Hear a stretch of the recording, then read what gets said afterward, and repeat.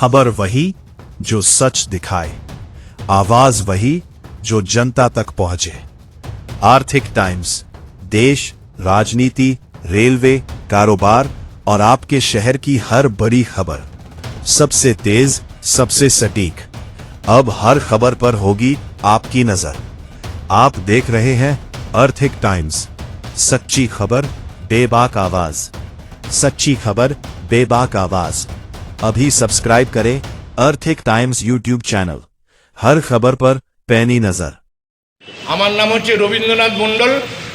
আমি পূর্ব বর্ধমান জেলার general secretary plus 268 নম্বরের এবার ক্যান্ডিডেট ছিলাম জাতীয় কংগ্রেসের তরফ থেকে।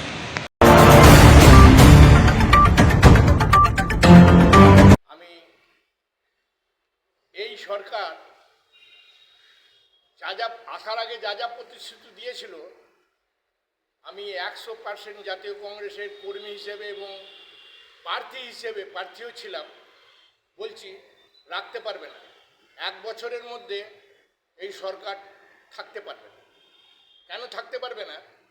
কোনো প্রতিশ্রুতিই রাখতে পারবে না। 450 টাকায় গ্যাস দেবে বলেছিল মাননীয় আমাদের যে মুখ্যমন্ত্রী হয়েছেন ডক্টর মনমোহন সিং, আমাদের যে মুখ্যমন্ত্রী ছিলেন, প্রধানমন্ত্রী ছিলেন, 420 টাকায় গ্যাস দিয়েছিল। 450 টাকা হওয়ার জন্য যা করেছিলেন, আমাদের স্মৃতি ইরানি সেই সময় গ্যাসের সিলিন্ডার নিয়ে সংসদ ভবনে নাচানাচি করছে, কিন্তু এখন তাদের খুঁজে পাওয়া যাচ্ছে না। আর এই অন্নপূর্ণা ভাণ্ডার 3000 বলেছিলেন। আমি যে গ্রামগঞ্জ থেকে যা খবর আসছে বা আমার কেন্দ্র থেকে যা খবর আসছে, শতকরা 10 জন মেয়ে অন্নপূর্ণা ভাণ্ডার পাচ্ছে, আর সেইটা নিয়েই প্রচার হচ্ছে। আমার মন বলছে যে জাতীয় কংগ্রেস ছাড়া স্টেবল গভর্নমেন্ট হবে না। যেভাবে দেখা যাচ্ছে হকার উচ্ছেদ করা হচ্ছে এবং কেন্দ্র সরকার নিট কেলেঙ্কারিতে জড়িয়ে পড়েছে, আন্দামানে গাছ কাটা থেকে শুরু করে বিভিন্ন কেলেঙ্কারিতে জড়িয়ে পড়েছে, কি নজরে দেখছেন আপনারা জাতীয় কংগ্রেস? আজকে দেখুন, এই যে পুনর্বাসন না দিয়ে যে হকার উচ্ছেদ, আমি বলছি কি রেলের যে অবৈধ যে সমস্ত যে দখল করে আছে সেগুলো দখলদারিটা উঠাক। তা বলে এই নয় বুলডোজার দিয়ে ভেঙে দেওয়া হোক। তাদের একটা পুনর্বাসনের ব্যবস্থা করে তারা একটা কিছু করলে তবে ভালো হয়।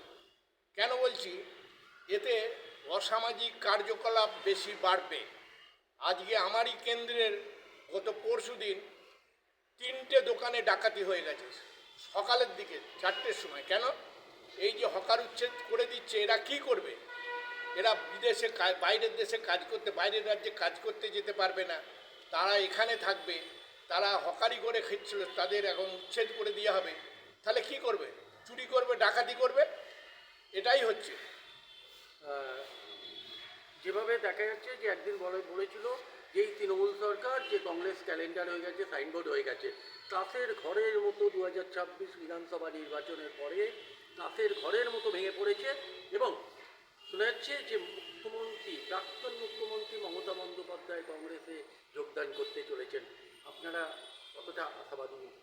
আমাদের প্রাইমারি স্টেজের যে সমস্ত কর্মীরা, যেমন আমার যে কেন্দ্র, সেই কেন্দ্রের সমস্ত কর্মীরা আমাকে, কারণ আমি হচ্ছি পূর্ব বর্ধমান জেলার জেনারেল সেক্রেটারি প্লাস 268 নম্বরের প্রার্থী ছিলাম।